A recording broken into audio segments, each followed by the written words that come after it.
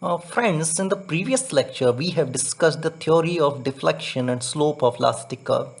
And today we are going to solve a problem based on integration method to find the slope and deflection at any point uh, in this beam as shown. You can see this beam.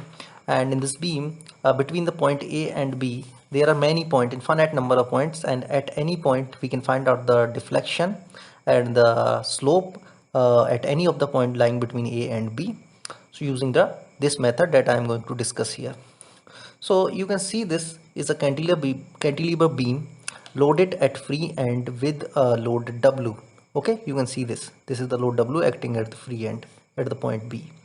Now here we have to find out the delta at B and theta at B. That is, here delta B denotes the deflection at the point B and slope at this point B. Okay, now in order to do that, we have to find out the equation of the slope and equation of the deflection. Okay, so here you have to find out these two equations that I have already find out in this problem. So these two equation is our motto or objective in any of the problem based on the integration method. We have to find out these two things, that is the equation of the slope and equation of the deflection. Now here first thing is that we have to assume the moment of inertia of this beam AB. It is suppose I, denoted by the letter I, as you can see this. And here first thing is that we have to assume a section XX as shown here at a distance of x from the point B. You can see this. Now you have to find out the moment at this section XX. So the moment at this section XX is because of this load W as shown here, and it is acting at a distance of x from this section XX. Okay, so the bending moment at this section XX is given as minus WX. Okay, and it is hogging in nature, that is negative in nature. So the moment at this section XX is equal to minus WX, and it is taken as negative because it is hogging in nature, that is it is trying to bend the section of the beam between B and this section XX in concavity down direction, that is in hogging direction.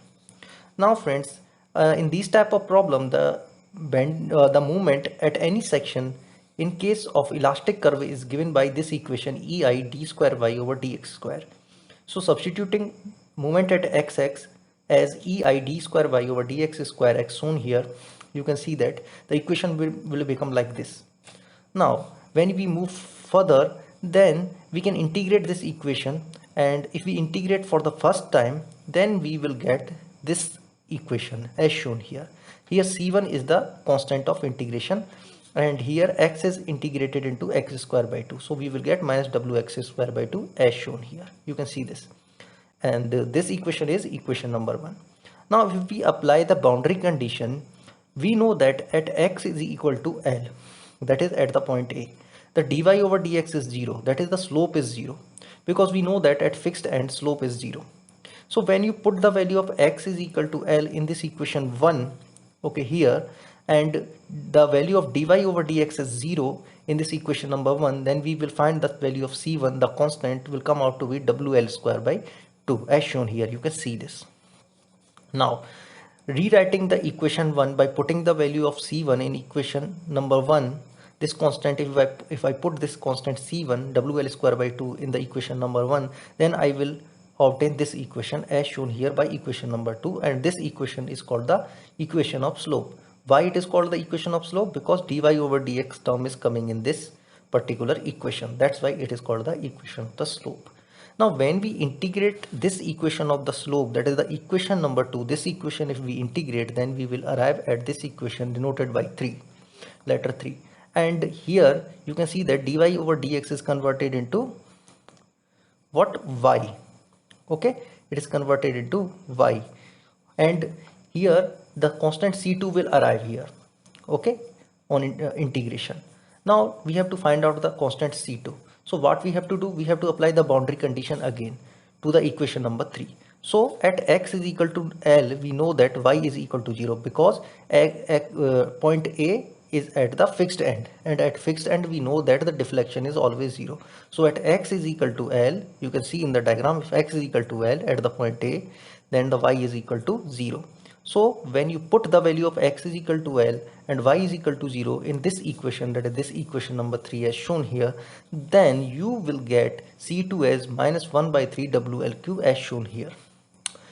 Okay, now when you put the value of C2 in equation number 3 as shown here, equation number 3, if you put the value of C2 here as minus 1 by 3 WL as calculated, then we will get the equation. We can rewrite the equation 3 as shown here.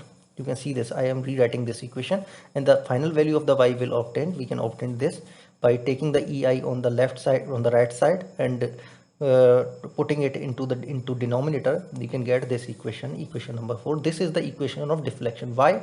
Because here y is coming and y is coming in terms of x. So this equation is called as the equation of deflection. Here y denotes the deflection.